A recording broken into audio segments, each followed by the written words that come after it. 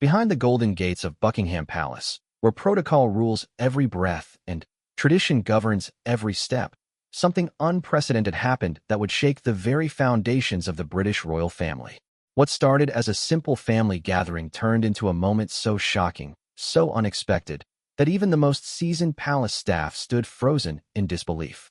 King Charles III, known for his diplomatic nature and careful consideration of family harmony, made a decision that left his wife Queen Camilla devastated and her entire family questioning everything they thought they knew about their place in the royal hierarchy. The aftermath of this single moment would ripple through the palace walls, creating tensions that no amount of royal etiquette could smooth over. This is the true story of how one man's unexpected choice changed everything, leaving a queen in tears and an entire family wondering if they had ever truly belonged in the world's most famous family at all. The morning sun cast long shadows across the manicured gardens of Windsor Castle as Queen Camilla stood at her bedroom window, watching the groundskeepers tend to the roses that had bloomed so beautifully this spring. She held her morning tea with steady hands, though inside, excitement bubbled like champagne. Today was special. Today, her family would join the royal household for what she had planned as an intimate celebration of her brother Mark's recent knighthood. Charles had seemed supportive when she first mentioned the idea 3 weeks ago. He had nodded approvingly as she outlined her plans for a small luncheon in the blue drawing room, followed by an afternoon in the gardens where her nieces and nephews could play freely away from the public eye. It would be one of the rare occasions when Camilla could truly relax, surrounded by both the family she had married into and the one she had been born to. The past 2 years as queen consort had been a delicate balancing act. Every public appearance was scrutinized, every gesture analyzed by royal watchers and critics alike. But Camilla had worked tirelessly to prove herself worthy of the crown that now sat upon her head. She had thrown herself into charitable work, particularly her advocacy for literacy programs and domestic violence survivors. The British public, initially skeptical, had begun to warm to her genuine compassion and down-to-earth nature. Her relationship with Charles had deepened during these challenging years. They had weathered the storm of public opinion together, supporting each other through the difficult transition period following Queen Elizabeth's death. Charles, carrying the enormous weight of the crown, often found solace in Camilla's practical wisdom and steadying presence. She was his anchor in the turbulent waters of monarchy. That morning, Camilla had taken extra care with her appearance. She wore an elegant blue dress that Charles had complimented before, paired with the sapphire brooch that had belonged to his mother. Her hair was styled perfectly, and she had applied just enough makeup to look polished without appearing overdone. She wanted everything to be perfect for her family's visit. The Parker Bowles family had always been close-knit.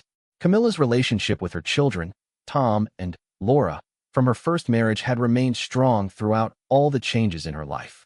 Her brother Mark had been particularly supportive during the difficult early years when public opinion was harsh and unforgiving. Her sister Annabelle had stood by her side through countless controversies. Today would be a chance to show them how far they had all come together. As she made her way downstairs to oversee the final preparations, Camilla felt a flutter of nervous energy.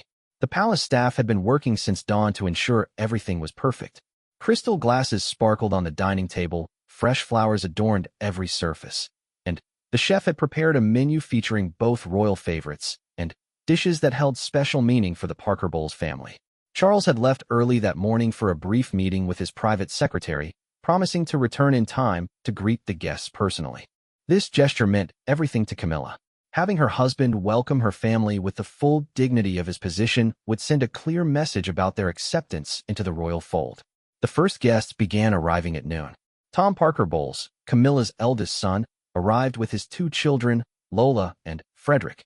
Despite being in his late 40s, Tom still possessed the boyish charm that had made him a favorite among royal photographers. His children, now teenagers, had grown up partially in the spotlight, but maintained a refreshing normalcy that their grandmother cherished. Laura Lopez, Camilla's daughter, followed shortly after with her husband Harry and their 3 children. The twins, Gus and Louis, immediately began exploring the grand rooms with wide-eyed wonder, while their older sister Eliza maintained the composed demeanor that had served her well as a bridesmaid at Prince William's wedding years earlier. Mark Shand, Camilla's brother and the guest of honor, arrived with his characteristic enthusiasm and energy.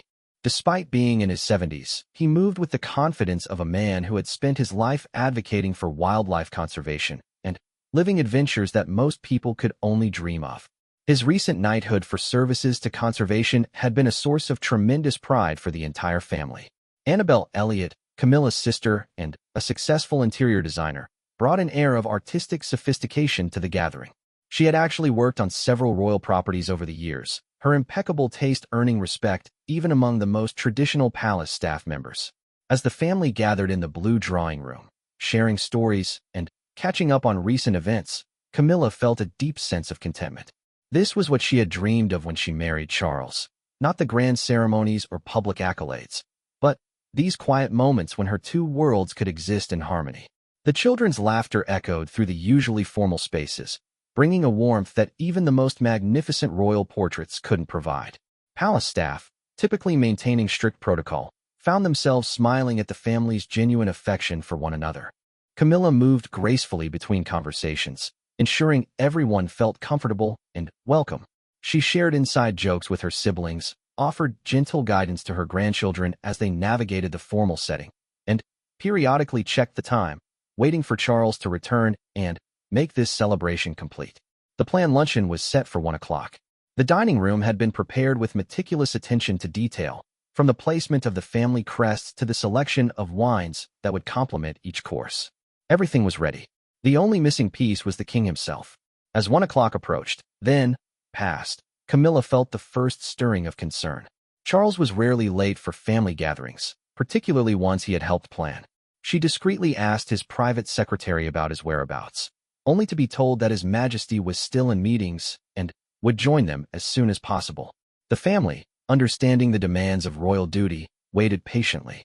They shared more stories, the children continued their exploration, and, gradually, the formal atmosphere relaxed into something more intimate and familiar. But, as the minutes ticked by, Camilla couldn't shake the feeling that something was amiss. At 1:30, a palace aide approached Camilla discreetly and whispered something in her ear. The color drained from her face so suddenly that several family members noticed the change immediately. She excused herself graciously, promising to return momentarily, and followed the aide into the corridor. What she learned in that hushed conversation would change everything. Charles wasn't delayed by meetings. He wasn't coming at all, and the reason why would leave her questioning everything she thought she knew about her place in his heart and in the royal family itself. The story was about to take a turn that no one in that room could have anticipated, least of all the woman who had worked so hard to build bridges between the family she loved and the institution she had sworn to serve. The corridor outside the blue drawing room felt impossibly long as Camilla walked beside the aide, her heels clicking against the polished marble floor with each measured step. Behind the closed doors, she could hear her family's continued conversation, punctuated by her grandchildren's innocent laughter. The sound that had brought her such joy moments before now felt distant and fragile. The aide led her to Charles's private study, where she found Sir Clive Alderton, the king's private secretary, standing beside the mahogany desk with an expression she had rarely seen him wear. In all the years she had known this consummate professional, she had never seen him look so uncomfortable. "Your Majesty," he began, using the formal address that somehow felt more distant in this moment. "I'm afraid His Majesty has made an unexpected decision regarding today's gathering."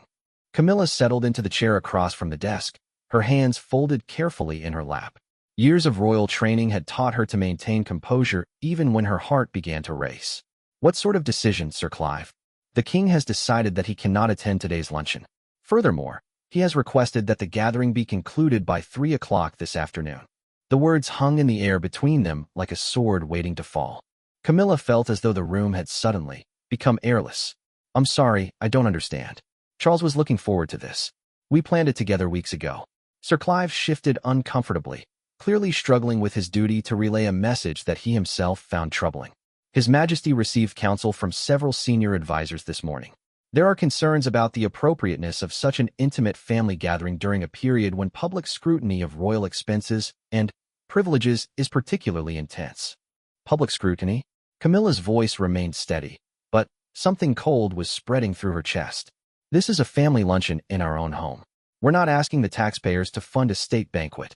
The concern, Your Majesty, is about optics. There have been recent questions in Parliament about royal family events that include non-working royals. Your family members, while beloved, do not hold official positions within the firm. Some advisors felt that hosting such an event might send the wrong message during these economically challenging times. The explanation felt rehearsed, as if Sir Clive had been practicing these words to make them sound reasonable. But, to Camilla, they felt like a betrayal wrapped in diplomatic language. These weren't just non-working royals. They were her children, her grandchildren, her siblings who had supported her through decades of public criticism. "Where is Charles now?" she asked, fighting to keep her voice level. "His Majesty is in meetings at Clarence House. He asked me to convey his regrets and to express his hope that the family would understand the necessity of this decision." Camilla stood slowly, her mind racing through the implications. This wasn't just about today's luncheon.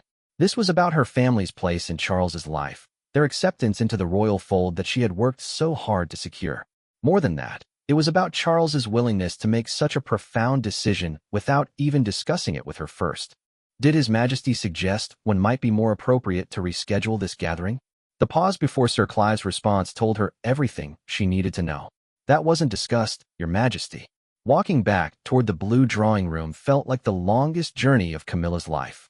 Behind that door waited people who had rearranged their schedules, traveled considerable distances, and prepared to celebrate Mark's knighthood in what they believed was their rightful place within the royal family.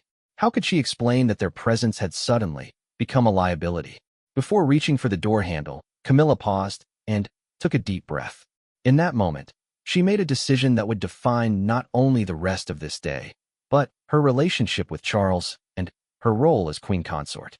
She would not simply relay Charles's message. She would not allow her family to feel unwanted or rejected. Instead, she would find a way to salvage what she could of this day while protecting both her family's dignity and her marriage. She opened the door to find the room much as she had left it, though she noticed that Mark was now showing his grandnieces and grandnephews photographs from his recent conservation expedition to Botswana. The children were fascinated by images of elephants and lions, asking questions with the boundless curiosity that only comes with youth.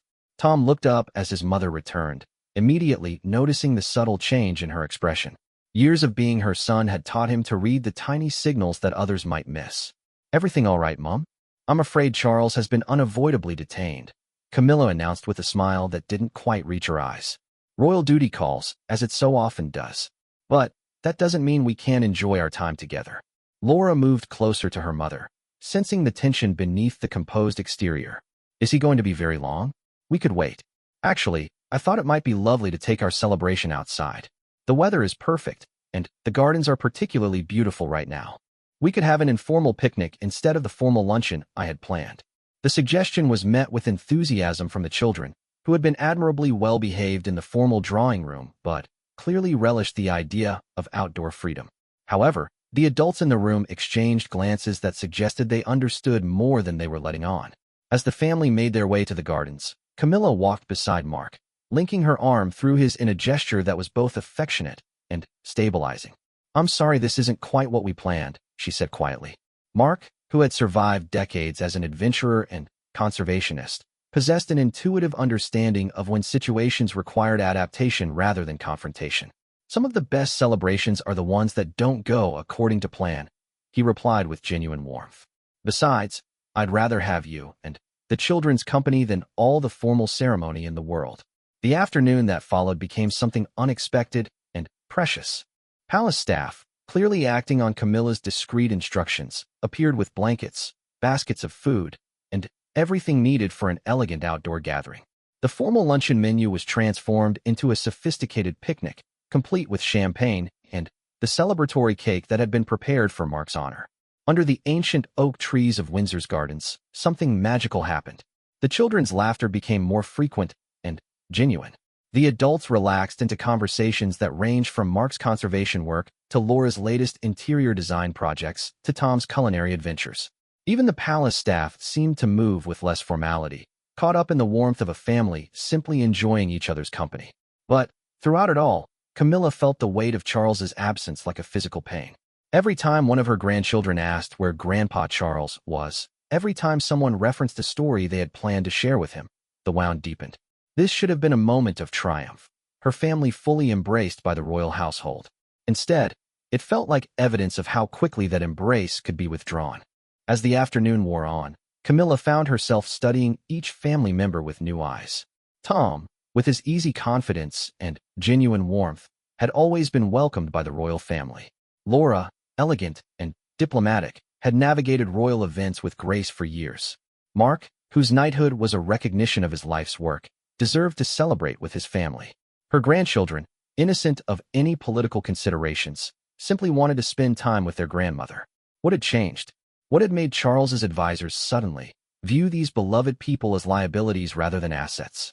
And, more importantly, how could Charles have made such a decision without even consulting her? The sun was beginning to lower in the sky when the first subtle signs appeared that the afternoon was drawing to a close. Palace staff began discreetly collecting items, and family members started to gather their belongings. As she hugged each person goodbye, Camilla felt she was losing more than just an afternoon with her loved ones. After the last car had departed through Windsor's gates, Camilla stood alone in the garden where just hours before her two worlds had seemed to blend so naturally. The empty picnic site looked forlorn in the fading light, a stark reminder of celebrations cut short and connections severed. The confrontation she knew was coming would change everything between her and Charles. But first, she had to understand what had really happened that day, and why the man she loved had chosen advisors' counsel over his wife's feelings. The drive from Windsor to Clarence House felt interminable, though in reality it took less than 40 minutes. Camilla sat in the back of the royal car, watching the English countryside give way to London's suburbs, then to the familiar streets of the capital. Her driver, sensing the tension radiating from his passenger, maintained absolute silence throughout the journey. By the time they arrived at Clarence House, the sun was setting, casting long shadows across the courtyard where she had spent so many happy years before becoming queen consort. This had been their private sanctuary, the place where she and Charles could simply be themselves without the weight of crown and ceremony. Now, approaching the front entrance, it felt like enemy territory. Charles was in his private sitting room when she found him, still dressed in his formal day clothes, though his tie had been loosened and his jacket hung over a nearby chair. He was reading through official papers, a sight so familiar that for a moment, Camilla almost forgot why she had come. Then, she remembered her family's confused faces as they said their premature goodbyes, and the anger she had been carefully controlling throughout the afternoon blazed back to life. "We need to talk," she said without preamble, closing the door firmly behind her. Charles looked up from his papers, and she could see immediately that he knew exactly what this conversation would be about. There was guilt in his expression, mixed with something else, a defensive stubbornness that she recognized from their early years together when he was still fighting to have their relationship accepted. "Darling, I know you're upset about today, but you have to understand the position I'm in." The advisors were quite clear that don't. The single word cut through his explanation with surgical precision. "Don't tell me about advisors or positions or political considerations. Tell me how you could make a decision about my family without even discussing it with me first." Charles set down his papers and stood, moving to the window that overlooked the garden they had redesigned together years ago. It wasn't supposed to happen this way. The meeting this morning was meant to be routine, but several issues came up that I hadn't anticipated. "What issues?" Camilla moved closer, her voice steady but her hands betraying her emotion as she clasped them tightly together. "What could possibly have been so urgent that you couldn't take 5 minutes to call your wife?" There have been questions in Parliament about royal spending. Not just official state functions, but private entertaining as well. Some MPs are suggesting that every family gathering should be scrutinized if it takes place in royal residences using royal staff. "So you canceled our luncheon because of parliamentary politics?" "I postponed it because the timing was wrong. With everything happening in the economy right now, with people struggling to pay their energy bills and buy groceries, the optics of hosting elaborate family gatherings elaborate." Camilla's voice rose despite her efforts to remain composed. "Charles, we were having lunch with my family to celebrate Mark's knighthood, a knighthood that your government awarded him. How is honoring his service considered inappropriate?" Charles turned from the window, and she could see the weight of kingship aging him before her eyes. "It's not about Mark's worthiness or your family's value. It's about perception. Every decision I make is analyzed, criticized, used as ammunition by Republicans who want to abolish the monarchy entirely. And what about my perception? What about how I feel when my husband treats my family like political liabilities?" The question hung between them, exposing the fundamental tension that had been building since Charles became king. As Prince of Wales, he had enjoyed relative freedom to balance personal relationships with royal duty. As king, every personal choice became a public statement. Your family isn't the problem, Camilla. You know that. But, right now, I can't afford to give the press or politicians any ammunition to use against us. Against us? Or against me? Charles fell silent, and, in that silence, Camilla found her answer. This wasn't just about political optics or economic sensitivity. This was about her still fighting for full acceptance as queen consort, still proving that she and her family belonged in the royal world. They told you that hosting my family would be seen as favoritism, didn't they? That people would question whether the Parker Bowles family was receiving special treatment. The conversation was more nuanced than that. I'm sure it was. Very diplomatic. Very reasoned. Very convincing. Camilla moved to the sofa where they had spent countless evenings planning their future together. Tell me, Charles, who exactly suggested that my family's presence was problematic? It wasn't any one person. It was a collective assessment names, Charles. I want to know which of your advisors felt comfortable suggesting that my children and grandchildren were a threat to your reputation. The pause before his answer told her everything she needed to know about how reluctant those advisors had been to express their concerns directly. There were suggestions that perhaps family celebrations might be better held at private residences rather than official royal properties. So my family is welcome in my life, just not in my home? That's not what I said. It's exactly what you said. Camilla stood and walked to the photograph on the mantelpiece, showing them on their wedding day, surrounded by both of their families. Do you remember what you promised me that day? Not just in your vows, but afterward, when we were alone. Charles's voice softened at the memory. I promised that your family would always be part of our family. You promised that I would never have to choose between the family I was born into and the family I married into. You said that one of the benefits of marrying later in life was that we both understood the importance of existing relationships. I meant that. I still mean it. Then, explain to me how honoring that promise is suddenly a threat to the monarchy. Charles moved closer to her, reaching for her hands. It's not. But the monarchy is under pressure in ways it hasn't been for decades. Every misstep is magnified, every expense questioned, every privilege challenged. I have to be more careful than my mother ever had to be. Camilla allowed him to take her hands, but didn't return his gentle pressure. Your mother hosted my family numerous times. Even during difficult periods, even when public opinion was hostile toward me, she never made my children feel unwelcome. My mother didn't face the same level of media scrutiny or political pressure. Your mother faced challenges you can't imagine. She navigated abdication crises, world wars, constitutional changes, and family scandals that made front pages for decades. But she never forgot that the strength of the monarchy comes from its humanity, not its distance from ordinary people. Charles released her hands and walked back to his desk, the weight of her words clearly affecting him. What would you have me do? Ignore the advice of people whose job it is to protect the institution I've sworn to serve? I would have you remember that the institution you're protecting includes me, and that protecting me means protecting my relationship with my family. Your relationship with your family isn't under threat, isn't it? Today my grandchildren asked me why Grandpa Charles's couldn't come to lunch. Tom asked me privately if he had done something wrong. Laura spent the entire afternoon trying to make sure everyone felt welcome because she could sense the tension. Mark, who should have been celebrating one of the greatest honors of his life, spent his time trying to make me feel better about your absence. Charles sat heavily in his chair, suddenly, looking older than his years. I never wanted any of them to feel rejected. But that's exactly what happened. And the worst part is that you made that choice without even considering alternatives, without discussing it with me, without thinking about how your decision would affect the people I love most. What alternatives? The advisors were clear that the gathering posed political risks. We could have moved it to Highgrove. We could have invited fewer people. We could have made it less formal. We could have found dozens of compromises that honored both your political concerns and my family relationships. But, instead, you chose the nuclear option.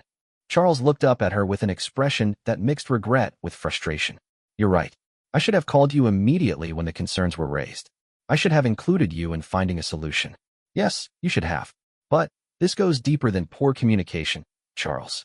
This is about whether you see my family as part of your royal family or as outsiders who need to be managed and controlled.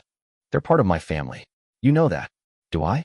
Because today it felt like they were strangers whose presence was tolerated rather than welcomed. The room fell quiet except for the ticking of the antique clock on Charles's desk. Outside, London traffic provided a distant reminder of the world beyond these walls, the world of ordinary people whose family gatherings weren't subject to parliamentary scrutiny or media analysis. "I love your family," Charles said finally. "Tom and Laura feel like my own children. The grandchildren bring joy to my life that I never expected at this age. Mark has become not just a brother-in-law, but a genuine friend whose work I admire enormously." "Then, why was it so easy for advisors to convince you to exclude them?" "Because I'm terrified." The admission came out quietly, almost whispered. "I'm terrified of making mistakes that could damage the monarchy irreparably. Every day, I make decisions that could be the wrong ones. Every choice has consequences that stretch far beyond my personal comfort or happiness." For the first time since entering the room, Camilla felt her anger begin to ebb, replaced by something more complex, understanding mixed with deep sadness. "Charles, the monarchy's strength has never come from its perfection. It's come from its ability to remain human while serving something larger than itself. I know that intellectually, but knowing it and feeling confident about it in the moment are different things. Then, let me help you. Let me be your partner in these decisions, not just someone who has to live with the consequences." Charles nodded slowly, but Camilla could see uncertainty still lingering in his expression. The events of this day had revealed cracks in their relationship that wouldn't be easily repaired. Trust, once broken, required time and consistent action to rebuild. The conversation was far from over, but already, Camilla knew that something fundamental had changed between them. The question now was whether they could find their way back to each other, or whether the crown would continue to drive wedges between the man she loved and the life they had built together. The days following the canceled luncheon passed with an uncomfortable politeness that felt foreign in a marriage that had weathered so many storms together. Charles and Camilla maintained their public schedules, appearing at official engagements with the practiced smiles and coordinated presence that royal duty demanded. But, behind closed doors, an emotional distance had opened between them that neither seemed quite sure how to bridge. Camilla threw herself into her royal duties with renewed intensity, as if proving her worth through increased activity. She visited literacy centers with particular vigor, her passion for education becoming almost fierce. During a speech at a children's library in Manchester, she spoke with unusual emotion about the importance of family support in developing young minds. "Children need to see the adults in their lives working together," she said, her voice carrying undertones that royal reporters noted but couldn't quite interpret. "When families are divided, children suffer the most." Charles, meanwhile, seemed to retreat into the most formal aspects of his role. His meetings with government officials became longer and more frequent. He accepted additional engagements that kept him occupied from early morning until late evening. Palace staff noticed that he no longer asked for Camilla's input on scheduling decisions, something that had become routine during their first 2 years as king and queen consort. The silence from Camilla's family was perhaps the most telling consequence of that day. For the first time in years, there were no casual phone calls from Tom sharing news about his latest cookbook project. Laura didn't send her usual photos of the children's activities. Mark, who typically maintained regular contact about his conservation work, seemed to have vanished entirely. The absence of these connections left Camilla feeling more isolated than she had since the early days of her relationship with Charles. It was Tom who finally broke the silence, appearing unexpectedly at Clarence's house on a Thursday afternoon when he knew Charles would be at an agricultural summit in Scotland. Camilla found him waiting in the small sitting room where she usually took her afternoon tea, looking uncomfortable in a way that reminded her painfully of his teenage years when he was struggling to navigate his mother's controversial romance. "We need to talk," he said without preamble, echoing his mother's words from a week earlier. Camilla settled into her usual chair, noting how her son avoided direct eye contact. "I've been hoping you would call." "Have you?" "Because it feels like we've been shut out completely." The directness of his accusation hit harder than Camilla had expected. "Tom, that's not true. You and Laura and the children are always welcome here." "Are we?" "Because last week it seemed like our welcome had very definite limits." Camilla found herself in the impossible position of defending a decision she had opposed while protecting a marriage that was already strained. "Your stepfather had concerns about the political implications. Stop." Tom held up a hand, his voice carrying a firmness that reminded Camilla of his father. "Don't make excuses for him. We both know that if Charles had wanted us there, no political advisor in the world could have stopped him." The truth of that statement settled between them like a weight. Charles had always been strong-willed, capable of overruling advisors when something truly mattered to him. His decision to cancel the luncheon hadn't been forced upon him. It had been chosen. He's under enormous pressure, Camilla began. But Tom cut her off again. So are you. So are we all. But we don't abandon family when things get difficult. He didn't abandon anyone. He made a mistake in judgment. Did he? Tom leaned forward, his expression serious in a way that made him look older than his years. Or did he show us exactly where we stand in his priorities? The question hung in the air, giving voice to fears that Camilla had been fighting since that devastating afternoon. Tom, please don't make me choose between defending my marriage and supporting my family. I'm not asking you to choose. I'm asking you to be honest about what happened. Camilla looked at her son, seeing both the confident man he had become and echoes of the boy who had needed her protection during the turbulent years of her divorce and remarriage. What happened is complicated. What happened is that Charles was presented with a choice between political convenience and family loyalty, and he chose political convenience. What happened is that my children asked me why they couldn't see their step-grandfather anymore, and I didn't have a good answer.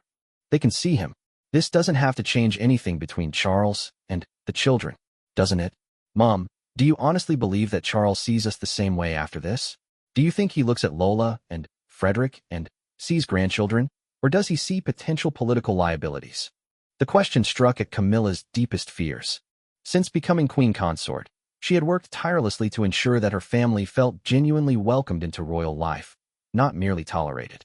The success of that effort had been one of her greatest sources of pride and comfort. Charles loves those children. I'm sure he does. But love and political calculation aren't the same thing, are they? Camilla stood and walked to the window, looking out at the garden where she had often watched Charles play with her grandchildren during happier times. What do you want from me, Tom? I want my mother back. The simple statement carried such pain that Camilla turned immediately to face her son. I haven't gone anywhere. Haven't you? For the past 2 years, you've been so focused on being the perfect queen consort that sometimes I feel like I need an appointment to talk to you about anything personal. The accusation stung because it contained enough truth to be undeniable. I've been trying to do my duty. At what cost?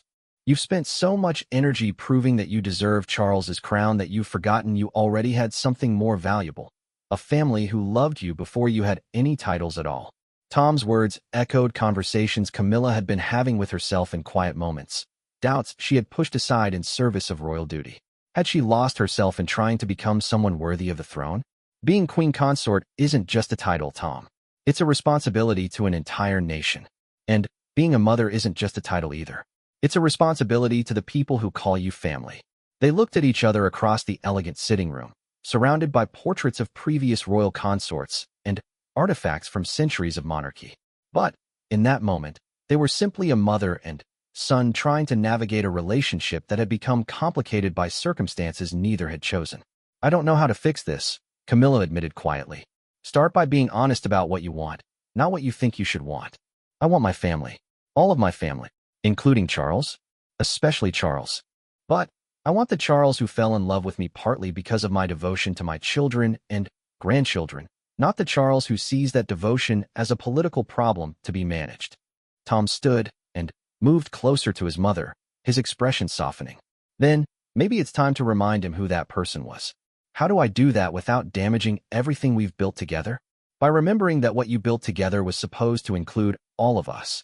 If it doesn't, then maybe it's not as strong as you thought. After Tom left, Camilla remained in the sitting room as afternoon faded into evening. She thought about the woman she had been when Charles first fell in love with her, confident, straightforward, unafraid to speak her mind. That woman wouldn't have spent a week walking on eggshells around her own husband.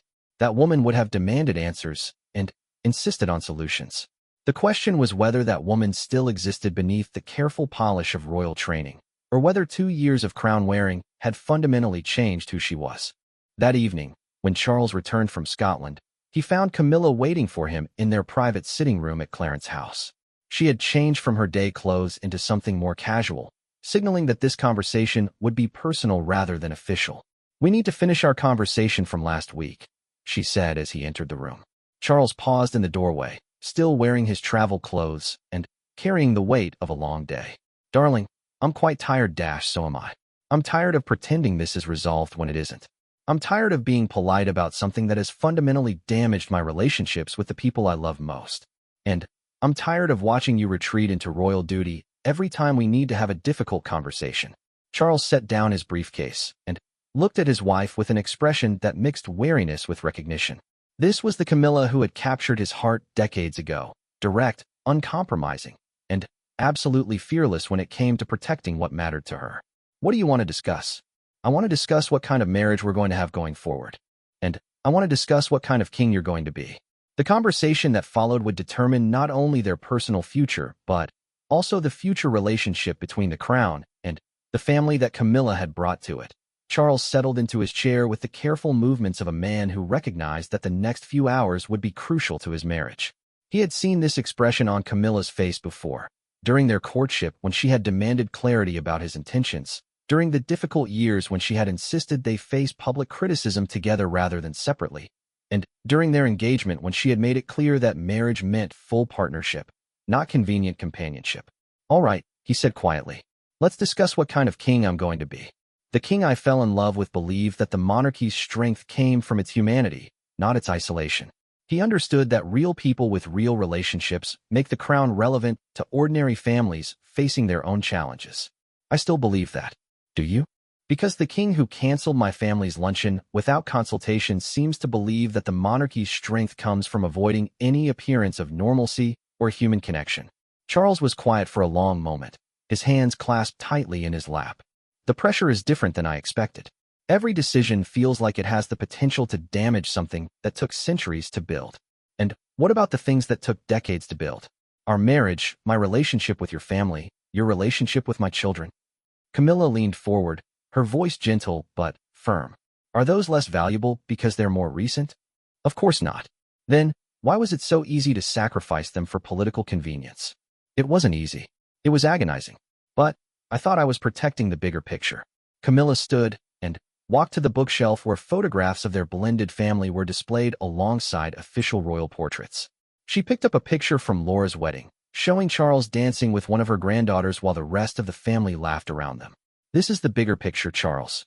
This is what makes the monarchy relevant to people who are trying to balance work pressures with family obligations, who are navigating blended families and complex relationships, who are fighting to maintain connections with the people they love despite external pressures." Charles looked at the photograph, and she could see recognition dawning in his expression. "I never thought about it that way. Because you've been listening to advisors who see everything as a problem to be managed rather than people who understand that royal life should enhance human relationships, not diminish them. The advisors were trying to protect the institution." "Which advisors, specifically?" Camilla set the photograph down and turned to face him directly. "I want names, Charles. I want to know who felt comfortable telling the King of England that honoring his brother-in-law's knighthood with a family lunch was a threat to the monarchy." Charles hesitated, clearly uncomfortable with the directness of her demand. It wasn't presented that way. Then, how was it presented? As a question of timing and optics. They suggested that with economic pressures mounting and Republican sentiment growing, any gathering that could be portrayed as extravagant might provide ammunition for critics. A family lunch is extravagant. They were concerned about the use of royal staff, royal residences, and royal resources for personal entertaining. Camilla stared at him with an expression that mixed disbelief with growing anger. "Charles, do you realize what you're saying? You're suggesting that I'm not allowed to entertain my family in my own home using staff whose job it is to facilitate royal hospitality. When you put it that way, it sounds unreasonable. It is unreasonable. It's also insulting, divisive, and destructive to everything we've worked to build together." Charles stood and joined her near the bookshelf, reaching for her hands. "I see that now. I see that I allowed fear to override judgment." "Whose fear? Yours or your advisors?" "Both. Mine about making mistakes that could damage the monarchy. There's about political criticism that could weaken royal support." Camilla allowed him to hold her hands, but didn't return his gentle pressure. "Charles, fear-based leadership isn't leadership at all. It's management by crisis, and it will destroy everything that makes the monarchy valuable to the British people. What would you have me do differently? I want you to remember that the advisors work for you, not the other way around. I want you to include me in decisions that affect our family. And I want you to understand that protecting the monarchy sometimes means taking calculated risks rather than avoiding all risks entirely." Calculated risks like hosting family gatherings that might be criticized. Calculated risks like showing the British people that their king and queen consort have the same family values and priorities that they do. Like demonstrating that royal duty enhances rather than replaces personal relationships. Like proving that the monarchy understands the challenges of modern family life because we live them too. Charles was quiet for several minutes, processing her words. You're asking me to fundamentally change how I approach royal decision-making. I'm asking you to remember who you were before you became so afraid of making mistakes that you stopped making authentic choices. And if the critics use our family life against us, then we respond with dignity and transparency. We explain our values and stand by our choices. We trust the British people to understand that a royal family that prioritizes genuine relationships is stronger than one that sacrifices everything to avoid criticism. Charles released her hands and walked to the window, looking out at the London evening. The advisors will say this is naive. Which advisors? The same ones who thought canceling Mark's celebration was good political strategy? The same ones who believe that insulting your wife's family would somehow strengthen your position? Point taken. Charles, I need to ask you a direct question, and I need an honest answer. He turned from the window, recognizing the serious tone in her voice. All right. Do you see my family as part of your royal family, or as outsiders who complicate your royal responsibilities? The pause before his answer told her how difficult the question was for him. I see them as family. Full stop. But I also see them through the lens of royal duty, and sometimes those perspectives conflict. They only conflict if you let them. If you start from the assumption that family relationships strengthen rather than threaten your ability to serve, then the conflicts disappear. You make it sound simple. It is simple. It's just not easy. Camilla moved closer to him, her voice softening. Charles, do you remember what you told me when we first talked about marriage? You said that one of the advantages of marrying later in life was that we both understood the importance of existing relationships. You promised that my children would never have to compete with your royal duty for your affection or attention. I remember. Then, help me understand how we've reached a point where your advisors feel comfortable suggesting that my family's presence is politically problematic. Charles was quiet for a long time, clearly wrestling with questions that went to the heart of his identity as both king and husband. I think I've been so focused on being worthy of the crown that I've forgotten why the crown matters in the first place. Why does it matter? Because it connects the British people to their history, their values, and their shared identity. Because it provides continuity and stability in an uncertain world. Because it represents something larger than individual interests or temporary politics. And how does any of that conflict with honoring family relationships? It doesn't. In fact, it depends on them. Charles turned to face her fully, and she could see understanding beginning to dawn in his expression. A monarchy that can't maintain authentic human relationships can't possibly represent the values that make it relevant to ordinary people. Exactly. So the question becomes, what kind of king do you want to be going forward? Charles considered her question carefully. I want to be a king who serves the British people with wisdom and dedication, but who never forgets that the crown's ultimate value lies in its ability to inspire and unite rather than divide and diminish. And what kind of husband do you want to be? I want to be the husband who includes you in important decisions, who protects our family relationships as fiercely as I protect royal traditions, and who remembers that my greatest strength as king comes from having you as my partner in this impossible job. Camilla felt tears threatening for the first time since this crisis began. Then, we need to rebuild some bridges, starting with my family. What do you suggest? I suggest we invite them to Highgrove next weekend for a proper celebration of Mark's knighthood. I suggest you personally call each family member to apologize for the confusion and to extend the invitation. And I suggest we make it clear to your advisors that our family relationships are not subject to political calculation. The advisors will object. Then, you'll explain to them that their job is to help you implement decisions, not to make decisions for you.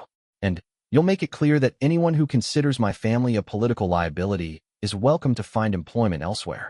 Charles nodded slowly, and for the first time in days, Camilla saw glimpses of the man she had fallen in love with, confident, decisive, and unafraid to chart his own course. I'll make the calls tonight. And Charles, in the future, when advisors suggest that family relationships pose political risks, I want you to ask yourself one question. Would the British people respect a king who abandons his family for political convenience? The answer is no. The answer is absolutely not. Because the British people understand that anyone who can't be trusted to honor family commitments can't be trusted to honor national commitments either. That evening, Charles made 4 phone calls that would begin the process of repairing relationships that had been damaged by fear and poor judgment. Tom was gracious, but reserved, clearly waiting to see if actions would match words. Laura was cautiously optimistic, though she asked pointed questions about how such situations would be handled in the future. Mark was characteristically generous, though he made it clear that he expected Camilla's position in the royal family to be respected going forward. The conversation with Annabelle was perhaps the most difficult, as she had been deeply hurt by what she perceived as a rejection of the entire Parker Bowles family. But Charles's genuine remorse and specific commitments to change gradually thawed her initial coldness. By the time the calls were finished, it was well past midnight. Charles found Camilla waiting for him in their bedroom, reading but clearly unable to concentrate. She looked up as he entered, hope and apprehension warring in her expression. "How did it go?" she asked. "Better than I deserved. Your family is more forgiving than they have any right to be." Camilla set aside her book and moved closer to him. "They love you, Charles. They always have. But they need to know that you love them too." "I do. And I'm going to spend however long it takes proving that to them." "What about your advisors?" Charles's expression hardened slightly. "I'm having individual meetings with each of them tomorrow. They need to understand that their job is to serve the monarchy, not to manage it. And they need to understand that the monarchy they're serving includes our entire family." Camilla reached for his hands, finally, able to offer the gentle pressure that had been missing from their interactions for days. "I love you, Charles. But I need you to remember that loving me means loving the family I brought to this marriage. I won't forget again. I promise you that." As they prepared for bed, both Charles and Camilla understood that they had weathered a crisis that could have fundamentally damaged their marriage and their effectiveness as a royal partnership. But they had also discovered that their relationship was strong enough to survive honest confrontation, and that their shared values were more powerful than external pressures. The following weekend at Highgrove would mark a new chapter in their marriage and in the relationship between the Crown and the Parker Bowles family. But more than that, it would represent a king's decision to prioritize authentic relationships over political convenience, and a queen consort's successful insistence that love and duty could coexist rather than compete. The monarchy would be stronger for having weathered this crisis, but only because 2 people who loved each other had been willing to fight for the relationships that made their public service meaningful. In the end, that fight had reminded them both why the crown mattered and why their marriage was worth protecting at any cost.